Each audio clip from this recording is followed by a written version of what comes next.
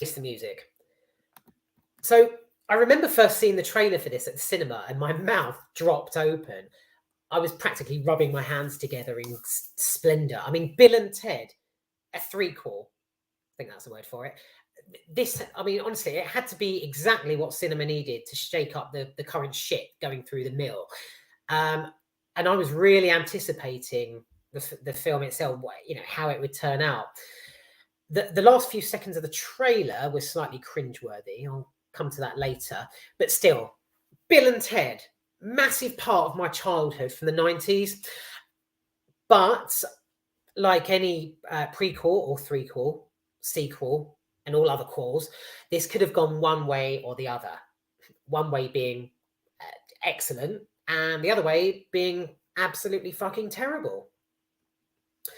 The main good thing about this film, though, is Reeves, Winter, and Sadler all come back. They reunite and do it. See, them agreeing to come back is definitely the best thing about it. The nostalgia elements there.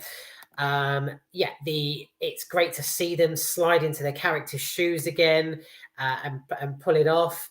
It was yeah, it was excellent to see that, as they say in the film. Yeah, it was the graphics, the visuals are brilliant. So again, you've got the telephone box that lights up and with all the lightning and everything. It was excellent. Yeah, it was all there. It was brilliant. So yeah, the main thing here is that, you know, the fact that these three came back, reunited, and pulled it off. So again, shit sandwich. We've hit the Nutella stage. Bad parts of this movie. Okay, Bill and Ted Face the Music is absolutely fucking diabolical. It really is. Firstly, the story, the plot itself is just, it's shabby. It's not very well thought out, and it's so simple that it basically practically doesn't exist. The very first scene of the film, the opening, is a wedding ceremony, and this sort of paved a bumpy road for what was a disappointingly tiresome movie overall. In fact, it sort of rang alarm bells for me, because the second Reeves opened his mouth, I think I'd sort of raised an eyebrow slightly. I mean, he still pulls off his character perfectly. It was just the script that totally brought it all down. Go back 20 or so years ago, and the dialogue would have been probably very witty stuff that you'd revel in and just soak up. But in 2020, it just didn't have the same spark to it at all. This movie was basically like watching two drunk men having a very boring, mediocre conversation, you know, throughout. It just felt, every time they were together, it was just disjointed and out of sync. Again, it was brilliant to see Reeves slide back into Bill's shoes. But during some scenes, he plays his character with all the sort of energy of a corpsing Saturday Night Live presenter. If you look closely at his eyes when he speaks, they crease slightly, as though he's about to either break character and start laughing, or as though although he's actually genuinely going to stop and just sort of acknowledge those around him and sort of, you know, look over the script, check a few things out before he wants to carry on.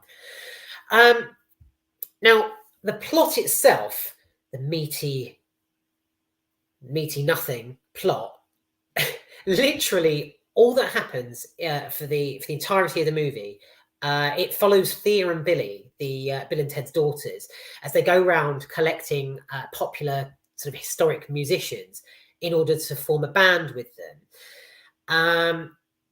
Yeah, I say band. I mean, Christ only knows what this group of people was supposed to represent once the music got going, because the finale was a lot to be desired. So yeah, that's the main plot. That's all you get, is the daughters going around to collect the musicians and form a band to perform the song that saves humanity or reality, or fuck knows, it didn't save this film. So yeah, the finale itself I mean, I've actually discussed this with a colleague of mine recently because he mentioned he'd seen Bill and Ted and asked if I had seen it and what my opinions were. And that was one of his first comments, was how fucking diabolical the musical sort of finale scene was, where everyone comes together and reunites the song. It's just nothing but a confusing shitstorm of a mess. It takes place firstly like on this busy freeway amongst loads of parked vehicles, and there has to be at least sort of 100 there's trucks and cars everywhere, and at least 100 background sort of backing extras wandering around, just just milling about, just looking utterly clueless as to what the fuck's going on.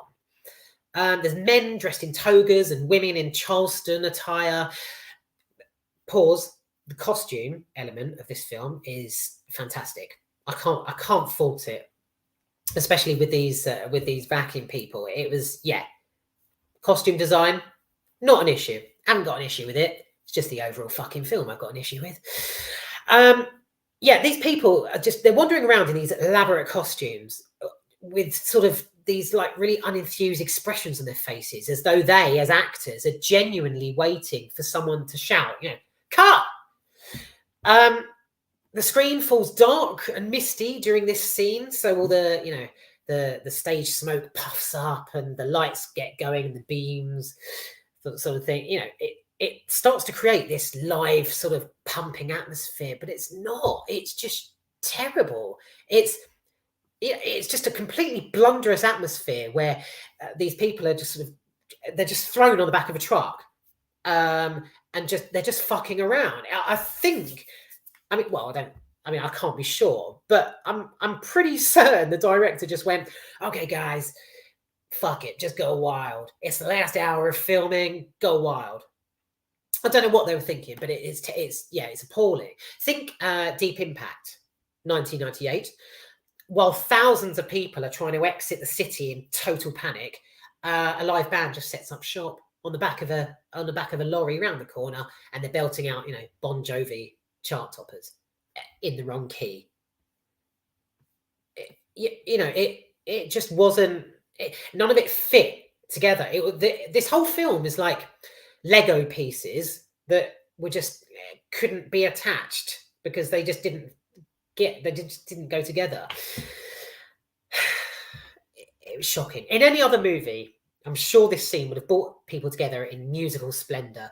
But the music score wasn't even half different, and the way in which it was done was absolutely appalling, as though director Dean Pariseau was so overwhelmed by the reuniting of Winter and Reeves that he just threw his arms in the air and went, let's go wild, everybody, just act like fucking dicks, or don't act at all. Your choice, do what you want, that sort of thing.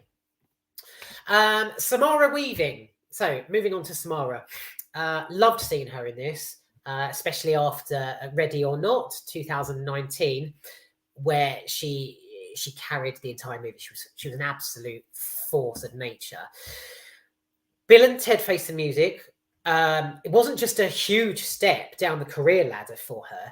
It fucking threw her from the top of the career ladder to the bottom. Her character's weird.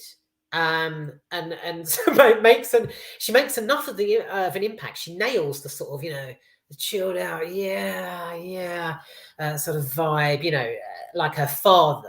I mean, I suppose he passed the genes on brilliantly there, but otherwise there's nothing striking about her. All she does is just wander around sort of miming air guitar, jumping up and down alongside Ted's daughter. Basically watch Ready or Not and then watch Bill and Ted Face the Music, and the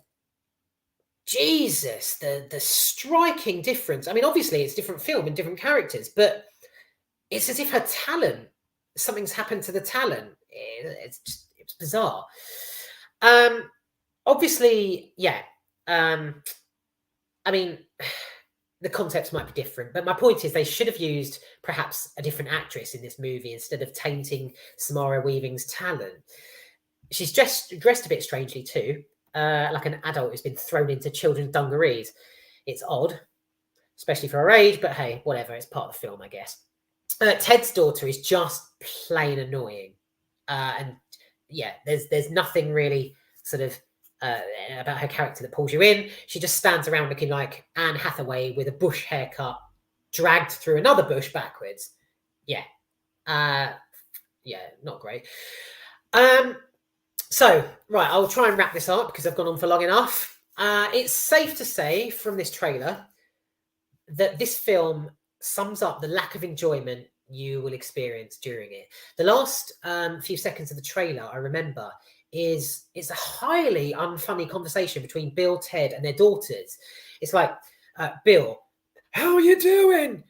And one of the daughters is like, well, you know, we're dead and we're in hell. But how are you doing? I genuinely didn't know what the fuck to get from it. It just wasn't funny. It sent off the trailer in a bizarre direction. I didn't know what to think. So yeah, that was shocking. The trailer itself. Wait until you the movie. Honestly, not even the return of William Sadler as Death amused me much. The second he appeared on screen, I loved it. It's brilliant to see him again. But it just didn't feel as much of a monumental moment as it should have done. So yeah, this brings me to my overall conclusion. Thank God, I hear you say. Bill and Ted Face the Music is like a disappointing school reunion, ironically. Imagine walking back through that classroom door, but only 9 or 10 people have turned up, and 4 of those are like, you know, the caretaker or maintenance staff. Although the novelty is there, bringing back Bill and Ted, the novelty's there, but bringing them back just fell flat on its arse with a worse than mediocre and dull storyline and very basic screenplay. The lowest form of funny dialogue included. Nothing much happens at all. Key characters seem to pop in and out at will whenever they want to, especially Death and the princesses. 1 minute they're there, the next they pissed off somewhere. Then they come back about 45 minutes later and you're like, oh yeah, I remember. Yeah, you were there. Yeah. But like I say, the only good thing about this movie is the fact that Reeves, Winter, and Sadler agreed to reunite and do it. The nostalgia elements there is fantastic, and it's brilliant to revisit them. I'm sorry, but yeah, if you're a massive fan or even just a slight fan of the originals, I'd say leave it at those and pretend this doesn't exist. It's a journey very, very far from bogus.